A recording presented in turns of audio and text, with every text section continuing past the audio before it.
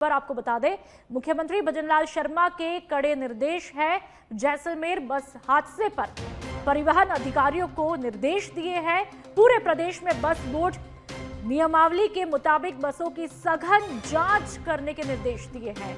जैसलमेर बस दुखांतिका मामले में चित्तौड़गढ़ के डीटीओ सुरेंद्र सिंह गहलोत और बस का निरीक्षण करने वाले सहायक प्रशासनिक अधिकारी चुन्नी लाल को निलंबित किया गया। चित्तौड़गढ़ जिले से रजिस्टर्ड थी बस। तो अब मुख्यमंत्री भजनलाल शर्मा जैसलमेर बस हादसे पर बेहद गंभीर है और ऐसे में उन्होंने बड़ा एक्शन भी लिया है। अधिकारियों को जांच के निर्देश दिए, बस बोर्ड नियमावली के मुताबिक निर्देश दिए हैं और चित्तौड़गढ़ के डीटीओ और बस का निरीक्षण करने वाले सहायक प्रशासनिक अधिकारी चुन्नी लाल को निलंबित कर दिया है। इसकी वजह चित्तौड़गढ़ जिले से ये बस रजिस्टर्ड थी और ऐसे में मुख्यमंत्री भजनलाल शर्मा बेहद सख्त दिखाई दे रहे हैं। जाहिर सी बात है, सख्त होना लाजमी भी है, क्योंकि जिस तरह से ये हादसा हुआ वो रोंगटे खड़े कर देने वाला था। तो जैसलमेर बस हादसे पर मुख्यमंत्री भजनलाल शर्मा पूरे एक्शन मोड में है। और अब राजधानी यानी कि जयपुर से खबर। राज्यपाल से संसदीय कार्यमंत्री जोगाराम पटेल ने मुलाकात की है। राज्यपाल हरिभाऊ बागड़े से राज्य भवन में मुलाकात हुई है। मंत्री जोगाराम पटेल ने राज्यपाल बागड़े से शिष्टाचार भेंट की है और ये तस्वीरें भी आप देख सकते हैं। शिष्टाचार मुलाकात की ये तस्वीरें जहां पर सम्मान किया जाता है, बुके भेंट किया जाता है, मुस्कुराती हुई ये तस्वीरें। तो राज्यपाल से मुलाकात होती है। जोगाराम पटेल जो कि संसदीय कार्य मंत्री है, उनकी ये मुलाकात है।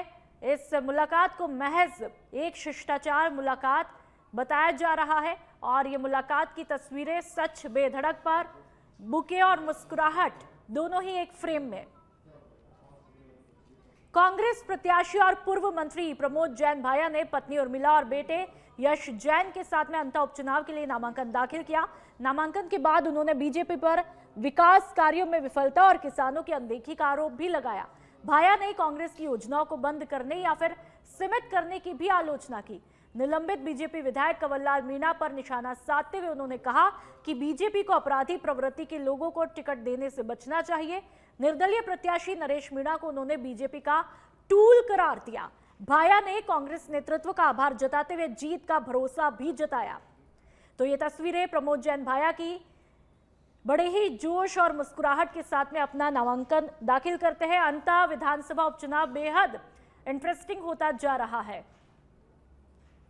कांग्रेस के शीर्ष नेतृत्व में अंतः विधानसभा के उपचुनाव में मुझे अधिकृत प्रत्याशी के रूप में मेरे नाम की घोषणा की है और जो हालात जो रहे जिनके कारण से उपचुनाव की परिस्थितियां निर्मित हुई, उसके लिए भी भारतीय जनता पार्टी का शीर्ष नेतृत्व दोषी है कि उनको इस तरीके के लोगों को टिकट देने से सावधानी रखनी चाहिए थी। उसका खामियाजा जनता को भुगतना पड़ रहा है। तो आपको बता दें कि 2008 और 18 में प्रमोद जैन भाया ने वहां पर अंता में जीत दर्ज की थी, लेकिन 2023 में कंवरलाल मीणा से उनको मुंह की खानी पड़ी। अब ऐसे में देखना होगा कि अब की बार क्या कुछ तस्वीरें देखने को मिलेंगी। चलिए अगली खबर की तरफ बढ़ते हैं। बानसूर उपखंड क्षेत्र के बबेरा में राजस्व विभाग ने बड़ी कार्रवाई करते हुए नदी के बहाव क्षेत्र से अतिक्रमण हटाने की मुहिम भी शुरू कर दी है।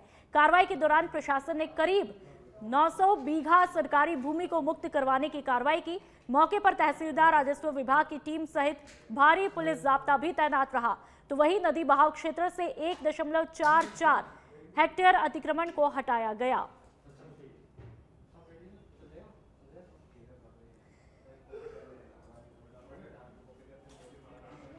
बूंदी में मुख्य चिकित्सा और स्वास्थ्य अधिकारी डॉक्टर ओपी सामर ने सीएचसी खटगढ़ का आकस्मिक निरीक्षण किया। इस दौरान उन्होंने अस्पताल की सुविधाओं, दवा वितरण प्रणाली, स्वच्छता व्यवस्था और विभागीय योजनाओं की गहन समीक्षा की। डॉक्टर सामर ने कहा कि स्वास्थ्य सेवाओं की गुणवत्ता में किसी प्रकार की लापरवाही बर्दाश्त नहीं की जाएगी। निरीक्षण के दौरान उन्होंने दवा वितरण प्रणाली का बारीकी से अवलोकन भी किया और रोगियों को दी जा रही प्रिस्क्रिप्शन पर्चियों का ऑडिट भी किया। उन्होंने डॉक्टर्स को निर्देश दिए कि मरीजों को आवश्यक दवाएं निःशुल्क योजनाओं के तहत समय पर उपलब्ध करवाई जाए और पर्चियों में दवा और उपचार का सही उल्लेख भी हो। इसके साथ ही डॉक्टर सामर ने बायोमेडिकल वेस्ट प्रबंधन प्रणाली की स्थिति को भी देखा और कहा कि अस्पताल में जैव चिकित्सीय अपशिष्ट का निस्तारण निर्धारित मानकों के मुताबिक ही किया जाए। उन्होंने परिसर की साफ सफाई, पेयजल व्यवस्था, लेबर रूम की क्या कुछ स्थिति है और मरीजों की संतुष्टि का भी जायजा लिया। सरमथुरा कस्बे में टाइगर रिजर्व प्रोजेक्ट के विरोध में महाकालेश्वर बाबा मंदिर पर विशाल सभा का आयोजन किया गया। दूर दराज से आए लोगों ने टाइगर रिजर्व प्रोजेक्ट का विरोध किया। लोगों ने केंद्र और राज्य सरकार से टाइगर रिजर्व की अधिसूचना रद्द करने की मांग रखी। तो वहीं सभा के दौरान सर्व समाज की बड़ी संख्या में लोग भी मौजूद रहे। करौली शहर में परिवर्तन संस्थान ने जिला कलेक्टर को राष्ट्रपति के नाम ज्ञापन भी सौंपा। पूर्व पार्षद संदीप डागर ने बताया कि बहुत भारी मन से अवगत कराना पड़ रहा है कि जातिगत विद्वेष की भावना के चलते देश भर में दलित आदिवासियों पर जुल्म, ज्यादती और अत्याचार बढ़ते ही जा रहे हैं।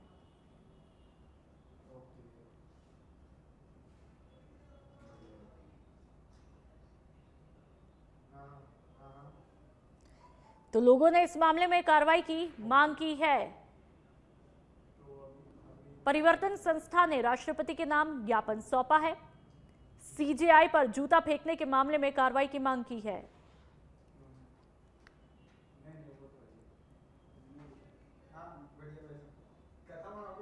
तो तस्वीरें आप खुद देख सकते हैं। सीजेआई पर जूता फेंकने का यह मामला है और अब इस पर वहां पर कई लोग गंभीर है और कार्रवाई करने की बात कर रहे हैं, मांग कर रहे हैं। राष्ट्रपति के नाम ज्ञापन भी सौंपा है।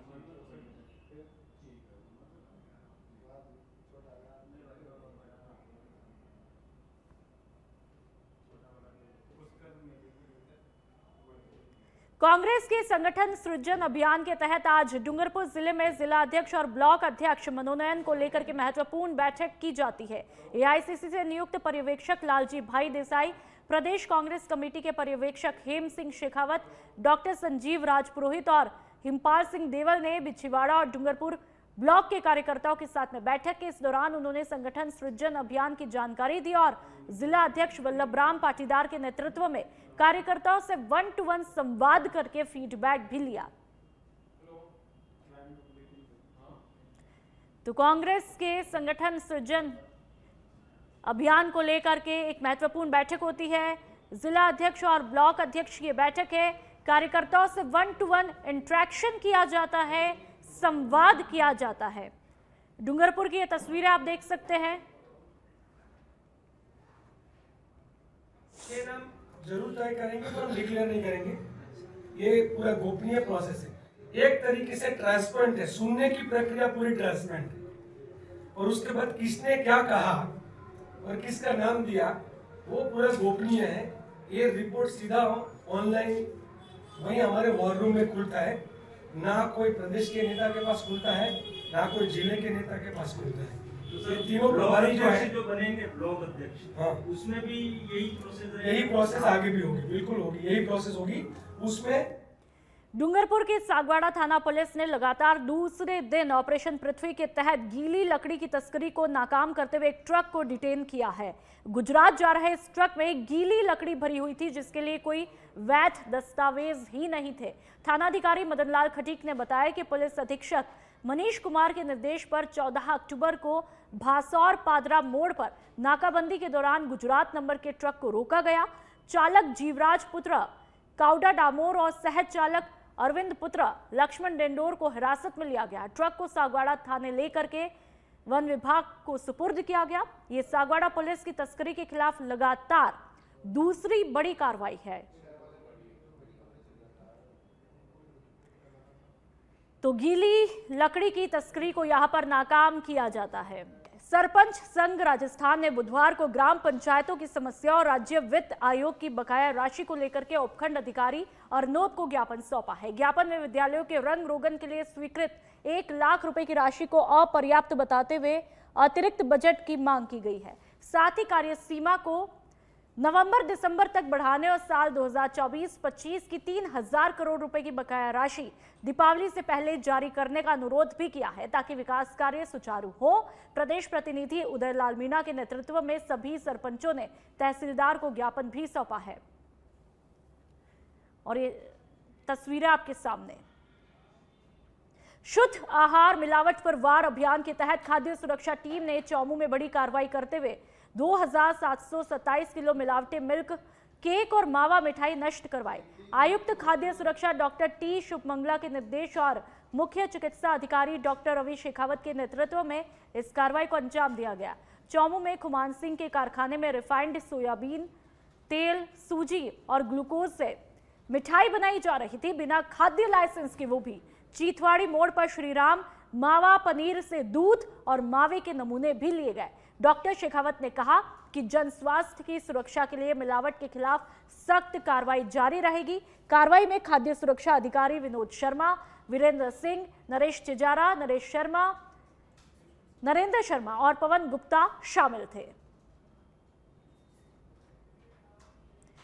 कोटा के जवाहर नगर थाना क्षेत्र में एक विवाहिता की संदिग्ध परिस्थितियों में मौत का मामला सामने आया है। मृतका के परिजनों ने ससुराल पक्ष और पति पर गंभीर आरोप लगाए हैं। परिजनों का कहना है कि पति लंबे समय से किसी अन्य महिला के साथ में एक्स्ट्रा मैरिटल अफेयर में लिप्त था।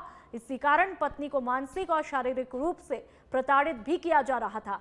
परिजनों ने ससुराल पक्ष पर हत्या का संदेह जताते हुए थाना जवाहर नगर में रिपोर्ट दर्ज कराने की मांग की है। पुलिस ने शव को कब्जे में लेकर पोस्टमार्टम के लिए भेजा है और मामले की जांच शुरू की है।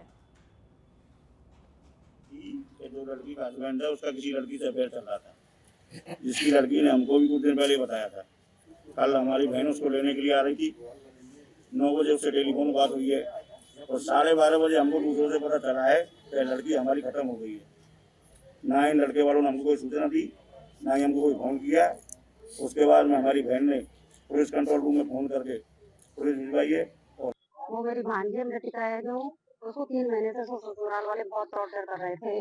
उसके हस्बैंड का एक्स्ट्रा मैरिटल अफेयर चल रहा है बाहर, तो वो ऑब्जेक्शन उठाती तो उसको प्रताड़ित किया जाता था। सास ससुर वो कहती थी तो सास ससुर भी बेटा का फेवर लेते थे। तो उसको काफी डिप्रेशन में चल रही थी काफी दिन से। तो उसकी माँ उसे कल लेने आ रही थी, तो माँ लेने आ रही तो 8:15 बजे माँ से बात हुई है। फिर 10:15 बजे उसने अपने भाई से बात करी है। उसके बाद उसको 1 बजे हमें खबर मिलती है कि वो मर चुकी है, और ये खबर भी हमें किसी तीसरे से मिलती है, ना कि वो देते हैं खबर। ऐसा क्या हुआ जो वो अचानक ही 2 घंटे में मर गई। तो हमें तो डाउट है उसे ससुराल वालों ने ही उसे मारा है।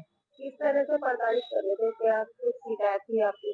तू गरीब घर से आई है, तूने ये नहीं देखा, तूने वो नहीं देखा था। जैसे एक बार नींद की गोली खाई तो उसको हॉस्पिटल भी देखने नहीं गई। ससुर जो कल से गायब है, जब से वो मरी है तब से उसका फोन भी गायब कर दिया उन लोगों ने, है ना। और जो नींद की गोली भी ला के दी, सांसें ला के दी थी, उसको नींद नहीं आती थी इसलिए। तो और कल परसों तो उससे बोल कोटपुतली के बानसूर से खबर, जहां पर संगठित अपराधों के खिलाफ चलाए जा रहे विशेष अभियान के तहत हरसौरा पुलिस ने बड़ी सफलता प्राप्त की है। पुलिस ने कुख्यात हिस्ट्री शीटर विक्रम उर्फ विक्की को गिरफ्तार कर उसके कब्जे से एक देशी कट्टा, एक जिंदा कारतूस, अवैध शराब और घटना में प्रयुक्त स्कॉर्पियो गाड़ी जब्त की है। पुलिस अधीक्षक देवेंद्र कुमार बिश्नोई ने बताया कि पूरे जिले में संगठित अपराधियों के खिलाफ विशेष अभियान भी चलाया जा रहा है। और आप झुंझुनू से खबर, झुंझुनू में दलित पिछड़ा अल्पसंख्यक महासंघ का प्रदर्शन चल रहा है। डॉक्टर अंबेडकर पार्क से कलेक्ट्रेट तक विरोध मार्च निकाला गया। तस्वीरें आप खुद देख लीजिए। राष्ट्रपति के नाम कलेक्टर के माध्यम से ज्ञापन सौंपा गया। आईपीएस वाई पूरन कुमार की मौत के मामले में जांच की मांग यहां पर की गई। एडवोकेट राकेश किशोर के खिलाफ एनएसए के तहत कार्रवाई की मांग की गई। न्यायपालिका में जूता फेंकने की घटना का जम करके विरोध किया गया। एडवोकेट राकेश किशोर का पुतला भी फूंका गया।